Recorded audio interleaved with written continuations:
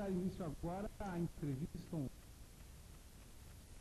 online pela Apex. Nós estamos falando aqui direto da sede da Apex em Foz do Iguaçu, agora recém-instalada no campus do CAEC.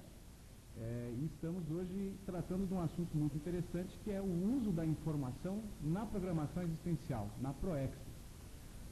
Questões como a tarefa do esclarecimento, a TARES, o binômio do conhecimento e da responsabilidade, barreiras conscienciais anti-esclarecimento, limites de dosificação da informação esclarecedora vão ser abordados hoje pela nossa convidada, a professora Mabel Teles. Ela é publicitária, ela tem uma especialização em ensino superior, hoje é mestranda em administração, também é professora universitária.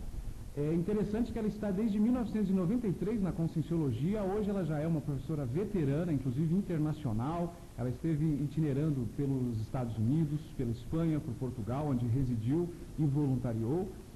E hoje tem um trabalho muito importante junto à coordenação da etimologia da Enciclopédia da Conscienciologia. Nós vamos até falar um pouco sobre esse trabalho que a Mabel vem desenvolvendo.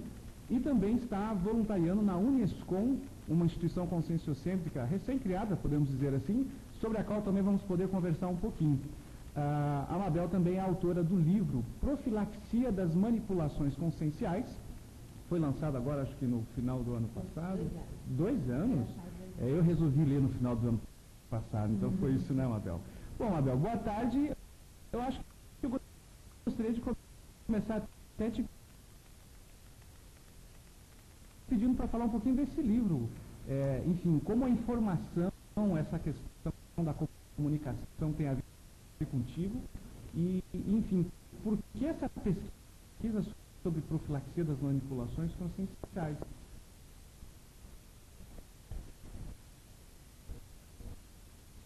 Então, boa tarde a todos. Obrigada aqui pela oportunidade de estar conversando. E, como você falou, eu sou publicitária, sou formada em comunicação, mas praticamente trabalhando na área da publicidade. Não trabalhei em publicidade propriamente dito, do ponto de vista da agência de publicidade, isso eu nunca fiz, mas eu trabalhei muito tempo na área também de lançamento de produtos, lançamento de campanhas, mas não como publicitária, muito mais como cliente. Eu vi muito esse meio dos negócios, esse meio da competitividade, por aí vai. Isso desde muito cedo, eu comecei a trabalhar muito. E aí um dia eu conheci o Instituto, e aí a gente vai fazer, naquela época era os P's, né? O P1, P2, P3, P4. E aí eu comecei a ver outras abordagens da vida, apesar de que eu já tinha interesse pelo parapsiquismo. Eu tinha algumas experiências parapsíquicas desde a infância, mas eu nunca tinha me aprofundado nesses temas. E aí eu me lembro muito bem de um dia chegou uma aula do P4, que era o antigo P4, hoje não existe mais, e o tema da aula era cosmoética. E aí a gente ia conversar sobre a cosmoética, a ética universal, a ética de todos, que aconteça o melhor para todos. E eu fui olhando aquilo tudo e fui olhando a minha profissão. E eu falei, alguma coisa está errada. Porque não que a profissão esteja errada propriamente dito, mas não era exatamente o melhor para todos. E tampouco era uma área de total esclarecimento. Havia muita maquiagem, havia muito, vamos dizer assim, manipulação propriamente dita nessa área. E aquilo ficou gravado, e eu arquivei essa informação, comecei a voluntariar na instituição, naquela época só tinha instituto, e comecei a dar aulas, etc., até que um dia eu resolvi sair da minha área profissional, inclusive mudei de cidade, e deixei de lado a área propriamente dita.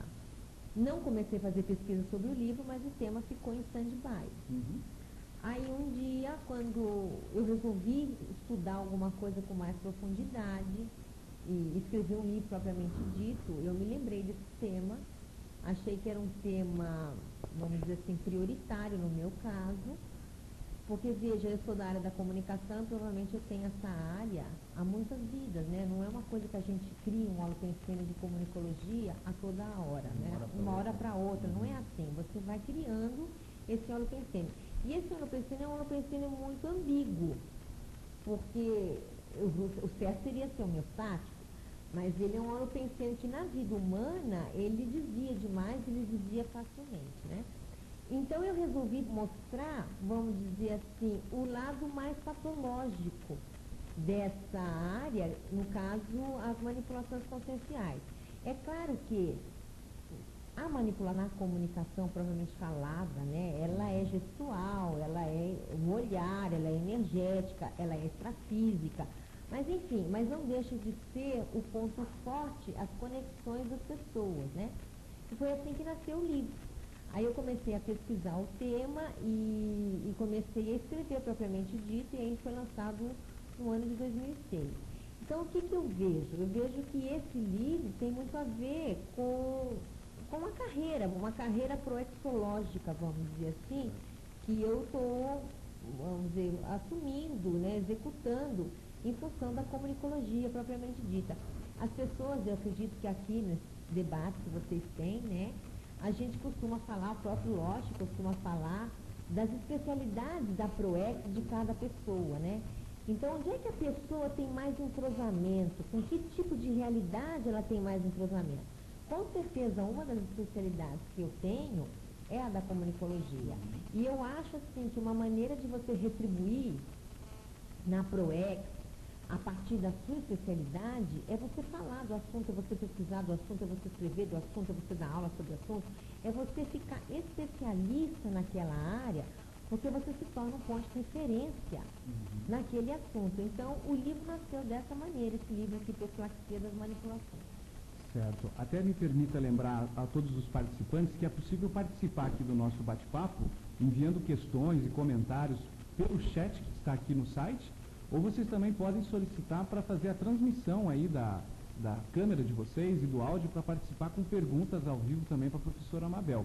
Então fiquem bem à vontade para fazerem perguntas, questões, enfim, comentários, utilizando o chat ou pedindo a palavra aqui pelo sistema online, tá ok? Qualquer necessidade de suporte também, o nosso voluntário aqui, técnico Rodolfo, está acompanhando a conferência e pode dar um suporte para vocês. Agora, te ouvindo falar, Mabel, eu fiquei com a ideia de que comunicação, em essência, é transferência de informação, não é? Entre pessoas, enfim.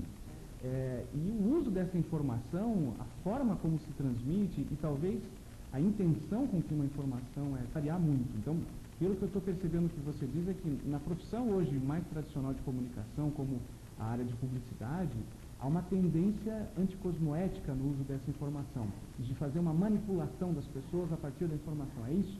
E é disso que você está saindo? É isso que eu estou tentando mostrar. E tentar sair também, por que não? Você vê, quem estuda, eu não sou contra, eu sou professora universitária, até inclusive nessa área, mas a gente tem que deixar claro, não pode se omitir. Quem faz publicidade aprende a enganar. Você tem aulas de engano, da enganologia, está entendendo? Então, é uma realidade. Isso quer dizer, não quer dizer que o publicitário vá fazer isso necessariamente, mas ele aprende técnicas e maneiras de exaltar o subcérebro abdominal, o emocionalismo, o comocionalismo e diminuir a racionalidade de maneira que a pessoa compre. Claro que você vai falar, todos estão errados? Não, tem muita campanha publicitária extremamente positiva e eu acho que a publicidade dela é necessária. Ela tem, eu falo isso no livro. Por exemplo, campanhas de conscientização de vacina, de desmatamento, esses movimentos sociais pró-evolutivos, quem faz é a publicidade e faz muito bem. Então, ela tem o lado da conscientização. Mas o que eu quero dizer é que quem entra nesse meio tem que cuidar muito, porque os desvios são super rápidos e muito fáceis de acontecer. Agora, nós podemos, assim, trazer como uma regra presumida, meio geral, de que o intermissivista, quer dizer, aquela consciência que participou de um curso intermissivo, que programou uma existência, portanto, possui uma programação existencial, ele tem algum componente sério com a comunicologia, quer dizer, ele tem que trazer informações, como nós chamamos de relativas de ponta para a intrafisicalidade, e atuar com a tarefa do esclarecimento. Então eu fico pensando, num primeiro cenário, essas consciências que vão trabalhar mais diretamente na área da comunicação mesmo, publicidade, enfim, áreas diversas que hoje são possíveis com a comunicação. Então, nesse caso, quais seriam algumas ideias, regras ou condições para que esse profissional conseguisse desempenhar essa boa publicidade, que ele conseguisse utilizar isso como ferramenta de TARES? E aí depois a gente poderia conversar sobre as pessoas em geral e que têm o uso da informação como algo importante, às vezes, na escrita de um livro, em cursos e tudo mais. Então, como é que a gente faz a análise desses dois casos, assim, ligados? Olha, no caso da publicidade, tem que ver onde é que a pessoa vai trabalhar. Porque, por exemplo, se ela é agência dela, então o domínio da ética está na mão dela. Então, ela não precisa pegar certas contas. Ela, por exemplo, não vai fazer propaganda de cigarro, ela não vai fazer propaganda de bebida alcoólica. Então, se ela tem isso na mão, que é o caso de vários publicitários nossos que fazem um trabalho maravilhoso, então, nesse sentido, ele pode ser muito esclarecedor. Outra coisa, a gente não pode esquecer que não é só a publicidade em si do profissional, tem as relações interconscienciais que podem ser muito produtivas. E o publicitário que dá exemplo para o outro publicitário anti-exemplo, ele já está fazendo esclarecimento entre pares. Então, eu não vejo que a pessoa tenha que fugir da profissão, mas ela só tem que ficar muito atenta para essa realidade, que é uma realidade difícil. Agora, no meu ponto de vista, se a pessoa já é intermissivista e ela já tem algumas ideias mais claras, e vamos dizer, se ela tem uma certa kármica, que isso, apesar dos intermissivistas terem, eu acho que uns têm um pouco mais de liberdade grupocármica e outros têm menos, esse intermissivista comunicólogo de optar por ações proexológicas que, vamos dizer assim, foquem mais o esclarecimento do que o embotamento. Então, por exemplo, o esclarecimento propriamente dito a TARES, que pode ser pedagogia, pode ser cursos em geral, palestras, esse tipo de coisa que você está fazendo aqui, que a APEC está desenvolvendo, são maneiras de esclarecer. Outra maneira que eu acho vital, e o professor Walter tem falado muito disso, aqui na CCCI se fala muito, e no meu modo de entender, eu mesmo achando, eu acho que é vital, é o problema da escrita conscienciológica. Porque você veja, eu escrevi esse livro aqui, faz 2 anos que eu, sinceramente, não pego o livro para ler. Porque eu estou trabalhando em outro livro. No entanto, até hoje, é muito comum a pessoa chegar com o livro na mão, falar assim, mas não dá para você comentar esse capítulo aqui? Então, veja, o livro, ele funciona independente do autor. O autor está vivendo uma outra realidade, mas a informação que ele passou ali, ela está viva. Então, o livro, para mim, ele é um produto vivo. Os autores sempre falavam isso, a gente escutava os autores falarem, mas eu nunca tinha vivenciado isso ainda. E hoje eu sei que é. Ele é vivo, né? Então, e aquilo vai sendo atualizado naturalmente pelos leitores e você está trabalhando em outra coisa. Então, eu vejo que fixar essa informação do ponto de vista da evolução e do esclarecimento, ela é prioritária. Além do auto-revezamento, né? Porque a gente sabe que um livro aqui, ou não só um livro, mas uma área de pesquisa que você tenha nessa vida, que você assuma nessa vida, que você produza nessa vida, vai te dar as linhas das próximas vidas. Eu acho isso de extrema inteligência. Então, na associação que a gente está tentando fazer do uso da informação na Proexis, a gente pode dizer que a manifestação consciencial em si, ela é, em todo momento, um uso de alguma informação. Quer dizer, a forma como se porta o exemplo, a forma de se portar numa sala de aula, o tema de pesquisa, quer dizer, tudo isso está comunicando. A consciência que se manifesta, ela se comunica o tempo todo. E o processo do livro, então, ele é uma forma, ele é um veículo para você levar essa informação de uma forma mais técnica. Mais técnica e mais serene. Certo. Aí que eu vejo o seguinte, até talvez a tua experiência hoje com a Uniscom, e talvez até explicar um pouco isso seja interessante, porque é muito comum as pessoas que começam a compreender o processo todo da programação existencial se sentirem um pouco ameaçadas, talvez, pela ideia de escrever um livro. Eu era assim. Né? Como é que você vê essa questão, quer dizer, desse papel do livro, de uma desmistificação, talvez, da escrita de um livro, e do papel que a Uniscom talvez pode até ajudar nesse sentido? O que eu vejo é assim. Se você pensar assim como um evoluciólogo, se é que eu posso pensar dessa maneira, é óbvio, dentro das minhas condições, Eu acho que ele, de certa maneira, nas nossas intermissões, a gente previu, uma grande maioria de nós, previu de deixar alguma coisa nessa dimensão em termos de esclarecimento. A gente tem que lembrar que o curso permissivo nasceu em função da reurbanização extrafísica. E as reurbanizações extrafísicas significam que vão chegar com os céus e vai ter gente tentando esclarecer essas com os céus. Tem que ter um equilíbrio, né? Provavelmente a gente é uma mini peça nessa história. Então, veja, se o intensivista quer escrever um livro, que é o que acontece na maioria dos casos aqui, uns vão ter mais facilidade, obviamente, outros vão ter mais dificuldade. Mas eu acho que existe realmente um mito. O mito do livro. Tá? Eu vou confessar uma coisa. Eu fiz comunicação social. E eu poderia ter feito jornalismo. Eu não fiz jornalismo. Por que eu não fiz jornalismo?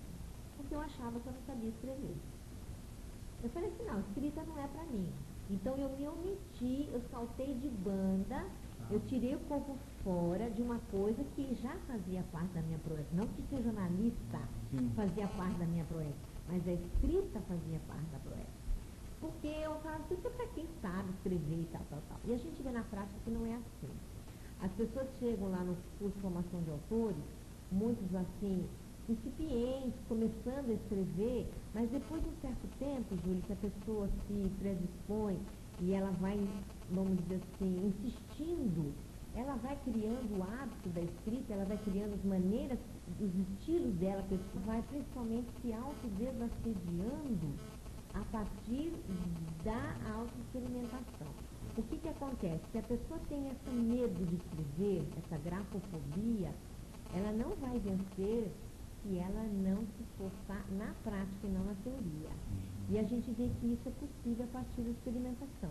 Aí, nesse caso, até pela experimentação, o que o paradigma consciencial muda na escrita de um livro conscienciológico? Porque, às vezes, a pessoa também quer escrever um livro, ela não tem um tema definido, ela não começou uma pesquisa propriamente dita, ou ela está buscando uma pesquisa mais tradicional, de mera leitura de materiais, enfim, ela não traz uma contribuição, às vezes, pessoal muito séria. É mais ou menos por aí, quer dizer, o paradigma consciencial, ele coloca o livro, na verdade, como uma forma da pessoa trazer a vivência dela. É por aí? É por aí. E essa vivência não for por fora e falar que o intermissivista não tem, porque isso é mentira. É que não tem nada para falar, é mentira, gente. É óbvio que é mentira. Porque a pessoa teve múltiplas experiências em alguma área. Ela pode não lembrar no momento, mas se ela começar a pesquisar, ela vai trazer isso. O que acontece é que para escrever um livro conscienciológico, você tem que ter algumas questões bem resolvidas na sua vida, em relação à conscienciologia. A primeira questão é, você tem que assumir a conscienciologia e não ter medo disso. Então, você ser autor de obra conscienciológica significa que você vai assumir a conscienciologia em qualquer área, em qualquer momento da sua vida. Porque o livro está provando isso. Então, quem tem essa coisa assim, mal resolvida com a conscienciologia, com o estudo da consciência propriamente certos ambientes, tem assim um pé atrás, e essa pessoa, no meu entender, ela ainda não está preparada para escrever um livro conscienciológico.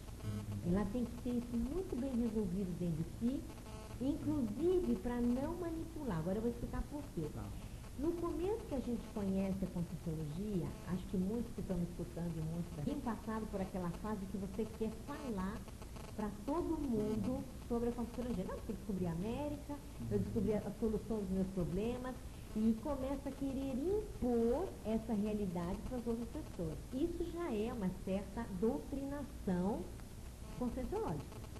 Não deixa de ser muito diferente da doutrinação evangélica, católica, porque você quer impor.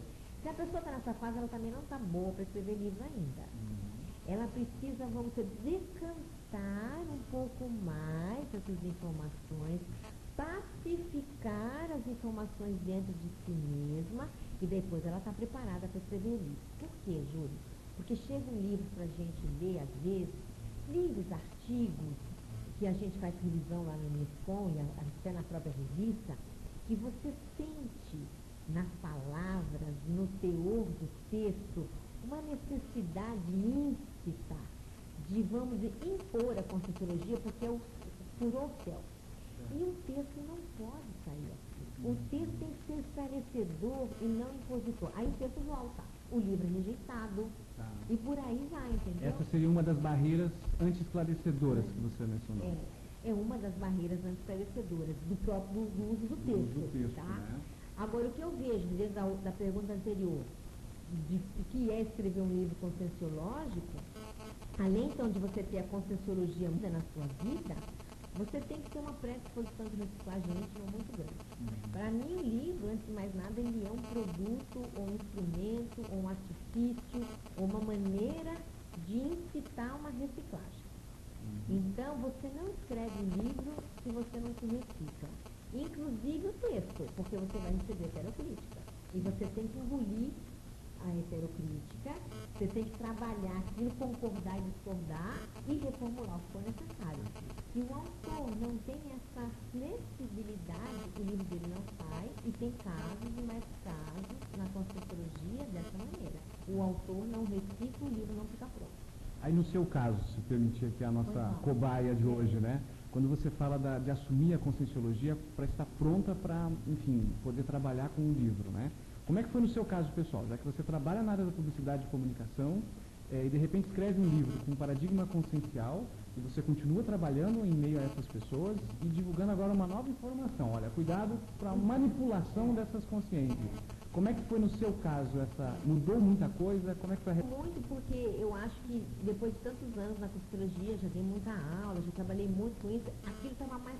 Mas no começo não estava. Porque no começo, quando eu saí da minha área e eu fui trabalhar em outra, eu tinha um certo canso.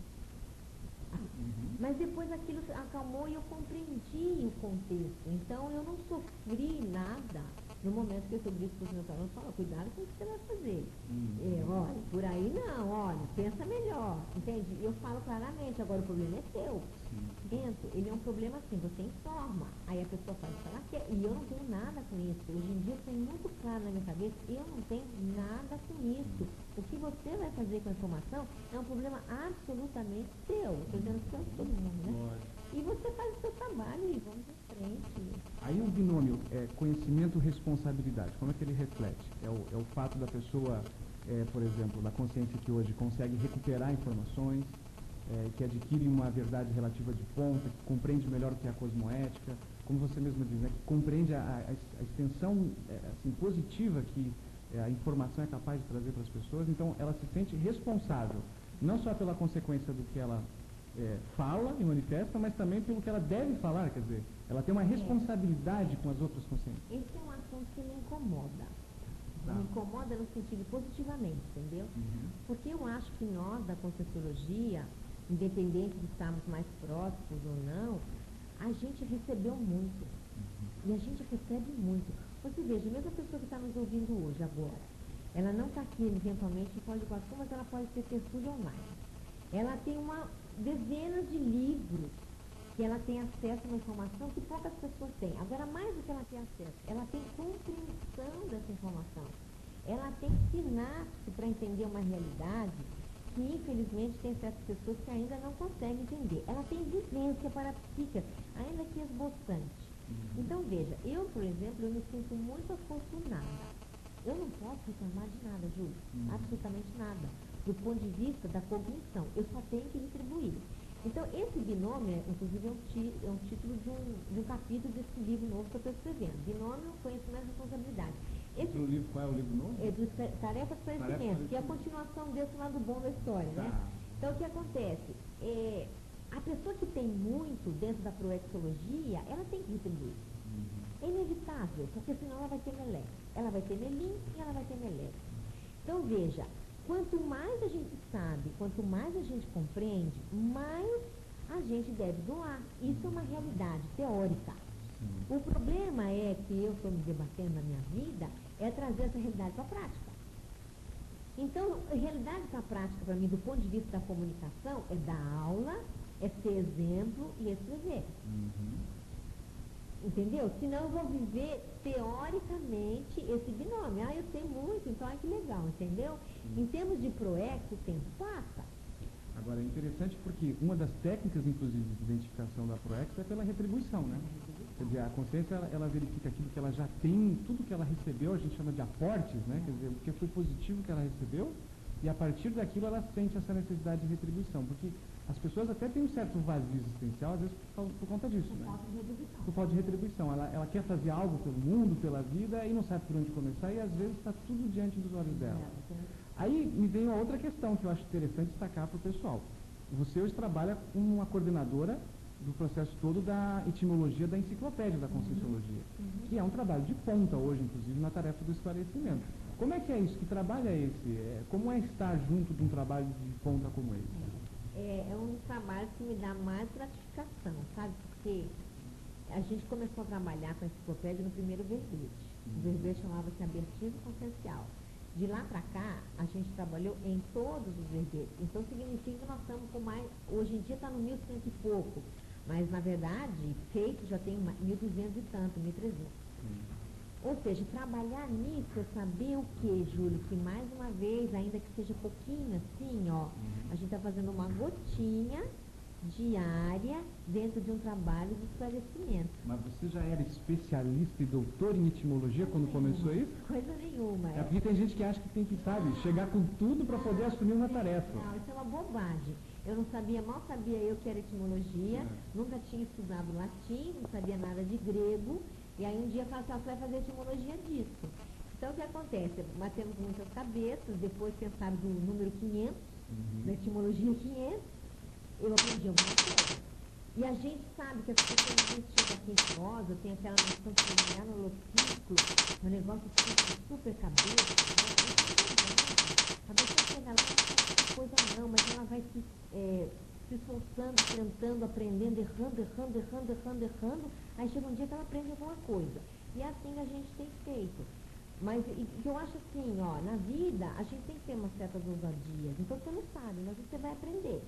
Você vai dar um jeito de se interessar por aquilo, se especializar naquilo e aprender a fazer. E acho que tem sido assim para a maioria de nós, porque a gente chegou aqui, nem todo mundo ingressou, com 10 anos, já tinha noção das coisas. Tem muito reciclante. O reciclante vai chegando e vai aprendendo e ela vai fazendo alguma coisa. Eu acho que é importante a gente querer contribuir, de alguma maneira, sem atrapalhar muito. Eu acho que a gente já ajuda demais, tá? E a etimologia tem sido assim. Então, hoje em dia já tem equipe, já tem mais gente formada, tem gente que está conhecendo bem. Olha, isso fez com que surgisse aula de latim em Foz do Iguaçu. Nós tivemos um grupo de latim. Agora nós vamos criar um grupo de aulas de grego, porque a gente precisa entender um pouco de grego. Agora que a gente já domina alguma coisinha do latim, nós precisamos do grego. Para quê? Para poder estudar o dicionário. Então, para você poder estudar dicionário, você precisa saber alguma coisa.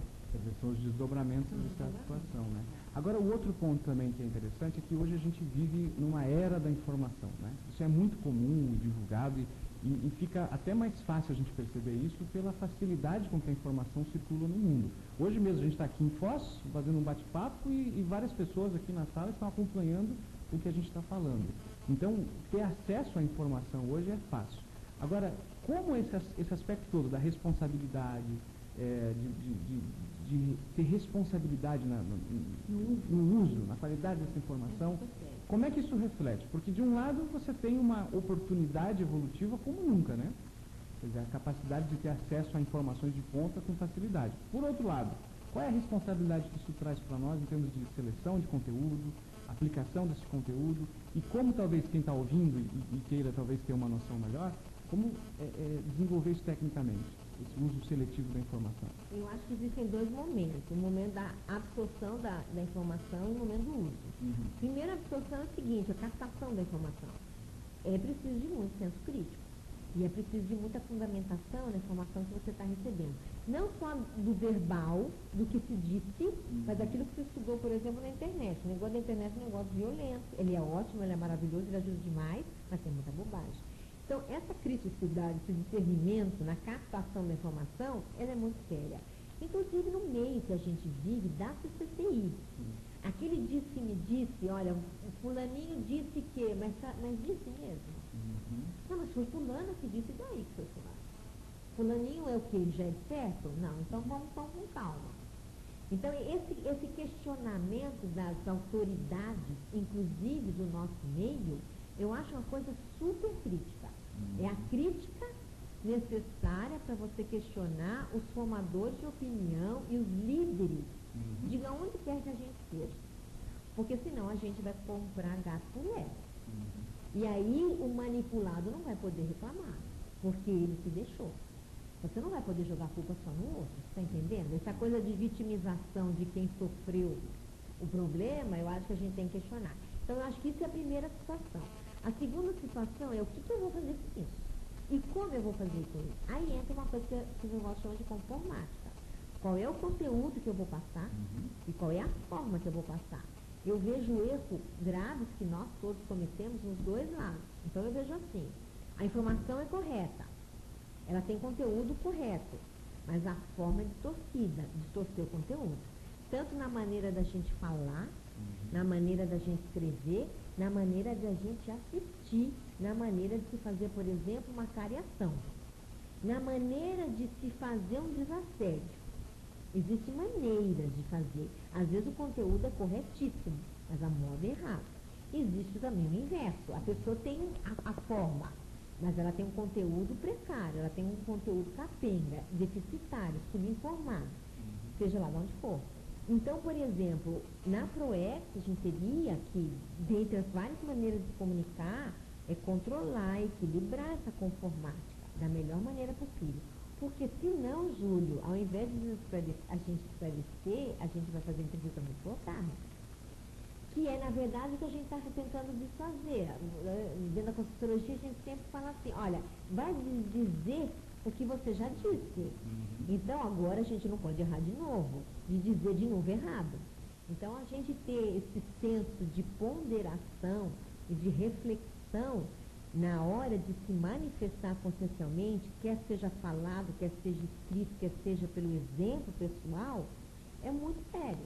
É muito sério porque, às vezes, vamos dizer assim, a displicência, ou vamos dizer, a incúria, o desleixo perante as nossas próprias manifestações, traz repercussões.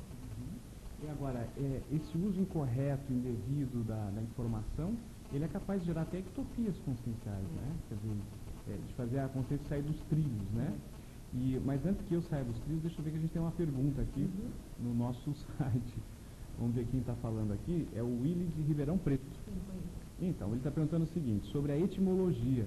Se existe algum dicionário etimológico online ou alguma outra fonte de estudo sobre etimologia na internet? Olha, existem artigos etimológicos na internet, Willy, que não tem.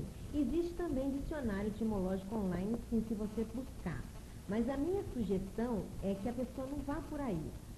Dentro da minha experiência, que a etimologia é uma área muito difícil, vamos dizer, até entre os etimólogos, porque há muito erro, há muito probleminhas de data. Então, na minha experiência, se a pessoa quiser fazer um estudo etimológico, ela vai pegar os dicionários, por exemplo, o WAIS, que, no meu entender, é o melhor dicionário que existe da etimologia até agora, embora ele não seja etimológico, o WAIS tinha uma preocupação profunda por etimologia. E ele disse para o grupo dele, nós vamos fazer um dicionário com uma etimologia forte, porque isso é muito importante. Realmente está em um dicionário sério, dicionário normal, uai, tá? Mas tem uma área de etimologia ali que é muito bem. E o outro dicionário que vale a pena ter é o dicionário etimológico do Cunha, Nova Fronteira. Esse, hoje em dia, já não é da Nova Fronteira mais, é do Lexon, outra editora. Mas, enfim, são os dois dicionários básicos que a pessoa tem que ter. Eu não confio em dicionário online etimológico, eu não confio, não dá para confiar nem nos outros, que dirá no online. Então a minha sugestão é que a pessoa vá por esse caminho. E é até uma curiosidade, porque em pouco tempo existe uma previsão de que o holoserver, quer dizer, o servidor lá do holociclo, possa estar disponibilizado para algum uso de, possivelmente, amigos da enciclopédia, e está se definindo esse tipo de uso. Existe algum recurso lá ligado à etimologia que poderá possivelmente ser utilizado ou não? O que se pretende fazer, e esse é um projeto lá do Roberto Almeida, é de passar para o holoserver, por exemplo, esse dicionário etimológico da Nova Fronteira. Então eles estão começando a escanear esse dicionário e ele vai ficar disponível na bibliomática, então na lexicomática. Então, na lexicomática, você entra, existe acesso a vários dicionários. E esse vai ser um deles, que vai estar ali disponível. Mas isso vai demorar um pouquinho ainda para poder estar pronto. E tinha uma pergunta antes que eu acabei não fazendo, eu não tinha reparado, da Miriam. Ela queria que você comentasse um pouco mais, comentasse, né? A gente não falou muito sobre isso, sobre os limites de dosificação da informação esclarecedora.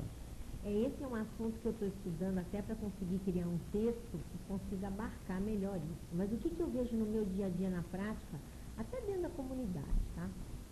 A gente aprende, né, assim, chega na psicologia que tem que ser transparente, que tem que ter glasnost, que a gente não pode ocultar nada, que não existe, não pode existir o acobertamento. E que você tem que falar a realidade para a pessoa.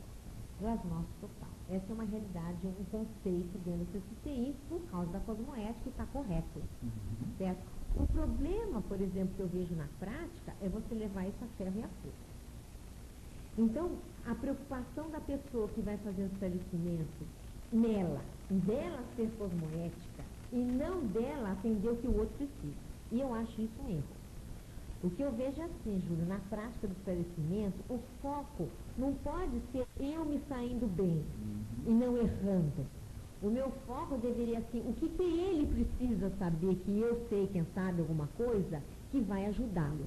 E o quanto dessa coisa eu posso falar que não vai prejudicar essa pessoa. Então eu vejo certos esclarecimentos dentro da nossa realidade que são descaridades. Não são esclarecimentos, são descaridades. Então a pessoa, ela resolve falar tudo de uma única vez. Existe um momento para isso? Claro que existe. Existe, eu acho, um momento, dependendo do nível de percepção, de para-percepção que você tem daquela pessoa, que você tem que fazer a impactoterapia. E isso é verdade. Mas isso é técnico. Mas isso é técnico, entendeu? E não é para qualquer um. Na dúvida, abstenha-se. Tá? Na dúvida, abstenha-se para não fazer muita bobagem. Mas também existe o outro lado. O lado da pessoa que chega aqui e que ela entende que ela tem que esclarecer, mas ela é pusilânime. Ou ela quer fazer média com as pessoas, ela é política, ela traz um cunho político de se sair bem sempre perante o grupo para ficar bem na fita. Então, ela também vamos dizer, adota essa outra postura de, olha, eu não vou falar porque na dúvida abstenha, e ela se omite. Então, o problema é aonde está o meio-fio dessa história. Mas a pessoa tem uma percepção pessoal, assim, própria, íntima, que mostra um desconforto com isso, quer dizer, ela não sai impune pessoalmente. Quando ela tem uma informação que é esclarecedora e ela deixa de agir, deixa de passar, lá no fundo, no íntimo, ela tem sintomas que ela poderia verificar? Será que todos têm? Não sei. Eu também não sei. Mas deveria ter. Se tem, é aquela coisa assim, sabe? Você vê o circo pegar fogo e você não fez nada para resolver. É porque eu fico refletindo no que você falou, e imaginando, essa pessoa que está numa situação como essa, isso de certa forma nos é comum, né? Todos nós em algum nível temos um pouco disso. Às vezes não vai também criar uma caricatura de uma pessoa que é assim, né? Então, como que nós vamos perceber isso? Quer dizer, só por uma heterocrítica ou, na verdade, existem indicadores em algum momento que mostram, olha, ali eu poderia ter falado, ali eu deveria ter falado, mas eu preferi, na verdade, ficar bem na fita, entende? Eu acho que existe aquela coisinha da, se é que eu vou usar essa palavra, mas acho que a palavra minha forte, é a tal da culpa, né? Do remordimento, como diz no espanhol, de ficar, você fica inculcado com aquilo, sabe? Então, quando chega nesse nível, é bom rever as nossas posturas perante a informação. Agora, o que eu vejo é, você falou bem que não existe essa caricatura, eu acho que todo mundo passa por isso. E eu estou tentando trabalhar com esse tema porque eu quero entender isso. Eu quero entender, olha, quais são os critérios.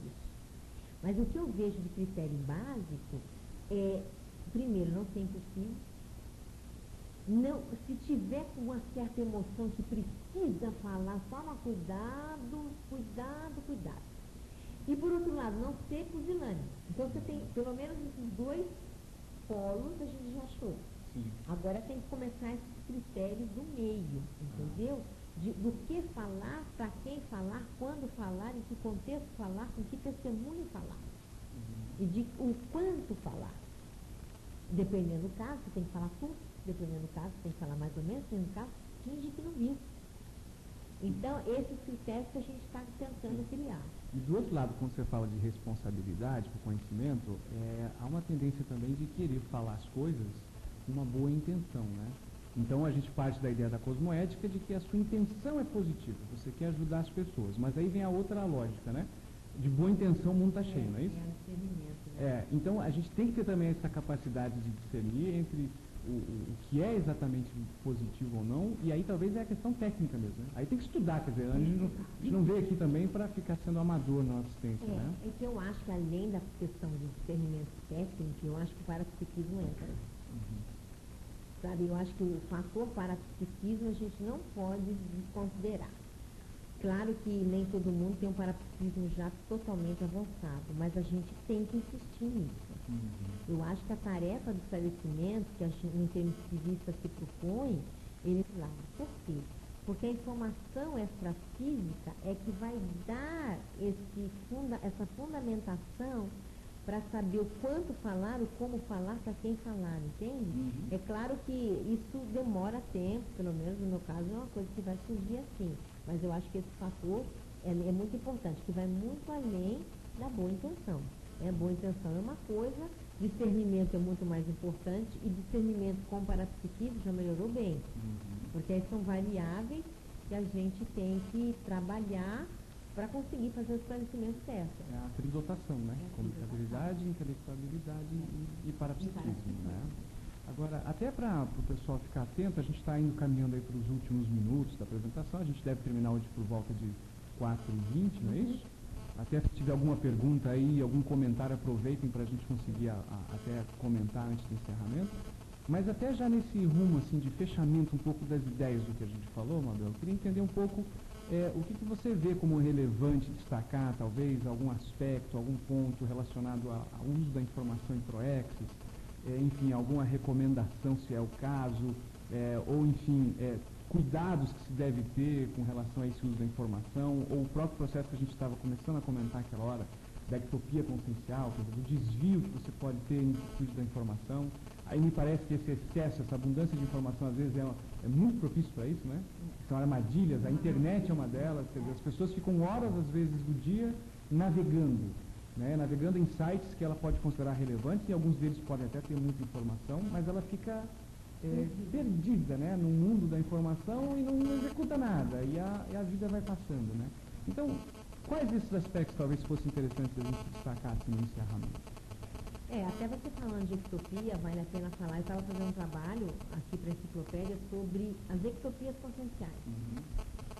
E a gente conhece a ectopia consciencial, que são desvios de PROEX, inclusive desvios de conduta.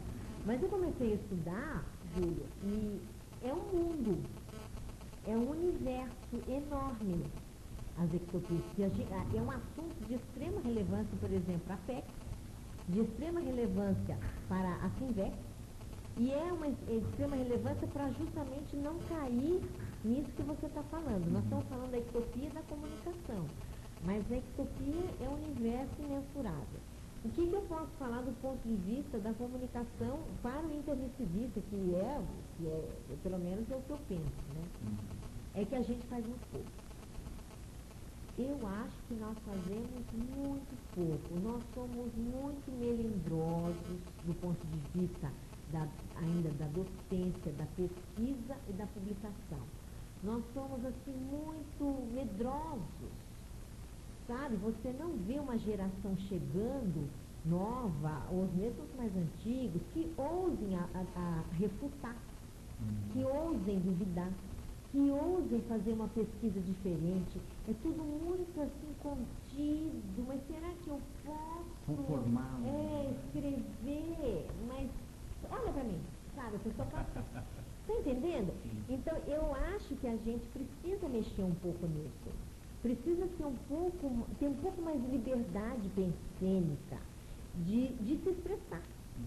E vamos dizer, ser um pouco, se é que eu posso dizer, ser um pouco mais cara de pau, sabe? De errar, escrever, o pessoal fala, não ficou bom, a sua aula não está boa, você volta para casa, trabalha e volta. Porque eu acho que está muito morno. É se permitir errar num ponto de vista de excelência. De excelência. Porque você está errando... Isso, mas tentar. Mas a gente precisa buscar. Essa coisa de questionar mais, de trazer mais problema. Olha, eu estou com problema de pesquisa, estou dizendo, entendeu? Eu acho que a gente, mas também entendo que a gente está começando, a ciência é nova. Então já melhorou demais. Eu acho que já tem muito mais coisas que estão sendo trabalhadas. Mas eu acho ainda que podia ser melhor, sabe? Eu acho que há desvios nessa área. Então a gente se afoga em uma série de atividades que são necessárias também, e a gente perde a raiz da ciência, que é trazer alguma coisa de nova, ou pelo menos para explicitar o que tem. Eu, por exemplo, essa listagem que eu trouxe aqui de ectopia, se alguma pessoa falar que não tem tema de pesquisa, eu vou dar para ela um cardápio. Gente, tem assuntos aqui que dão tratados, um único tema dá um tratado. E muitos deles de proexologia. Então, se a pessoa está precisando de um tema de pesquisa para superar alguma coisa, aqui está cheio. Então, não é um problema de falta de assunto. Você já imaginou se saísse um livro sobre ectopia? Por exemplo, quais são os desvios do ser humano? Gente, isso se dá uma enciclopédia. Então, se a pessoa não quer escrever tudo, ela pega a síndrome da dispersão consciencial. Só isso dá um baita de um livro, porque você pode fazer cosmograma, você vai pegando todos os fatos que mostram a síndrome na prática e como é que você faz a profilaxia disso. Isso dá um livro para a PEC de alto nível, entendeu? Porque a PEC vai trabalhar vamos dizer assim, a profilaxia desse monte de problemas que existe na vida humana. Então, eu acho que se é que para falar alguma coisa para encerrar, eu acho que a gente tem que trabalhar mais. Eu tenho que trabalhar mais, eu tenho certeza disso. Mas eu acho que as pessoas também, trabalhar nesse sentido, sabe? De a gente estudar mais, pesquisar mais e publicar mais. Bom, Mabel, a gente só tem a agradecer aqui a tua participação. A professora Mabel Teles, que esteve com a gente falando sobre o uso da informação na ProEx, autora do livro Profilaxia das Manipulações Conscienciais, foi editado pela Editares, está disponível aí na Shopcons online, quer dizer, está acessível para as pessoas lerem, criticar, a gente está vendo que ela está aqui disponível para receber críticas, enfim, e aprofundar o tema, né? A própria Milena fez aqui um comentário online agradecendo e dizendo a importância da informação na proexologia, e eu acho que atendeu bem a expectativa que a gente tinha de fazer uma abordagem dentro de pouco mais aí de 50 minutos sobre o tema. Então a gente agradece essa oportunidade de discutir com você sobre esse assunto. Possivelmente vamos ter aí condições de conversarmos em outra oportunidade, né? Ficou aqui até uma pergunta para trás. Se quiser terminar. Vamos ver quem está perguntando aqui. O Willy de Ribeirão Preto, né? Ele está sugerindo para o próximo livro caprichar no índice remissivo por assuntos que é muito útil. Então, se eu pediu, ele já está até comentando, né? E também agradecendo pelos esclarecimentos que trouxeram, a motivação para reler o livro, né? E também o Emerson Cavalcante de Pernambuco, né? Acho que o tema Os Limites e Dosificação da Informação Esclarecedora foi muito bem colocado e deveria ser debatido mais abrangentemente em uma outra oportunidade. Então, como eu já ia falando, a gente, com certeza, a gente viu temas aqui que permitem uma conferência, uma nova entrevista. E a gente, com certeza, vai falar e vai te procurar para fazer isso, tá? Então, muito obrigado mais uma vez. A gente também agradece a todos que estiveram participando com a gente. Lembrar que todas as apresentações ficam gravadas, então se alguém perdeu alguma apresentação anterior,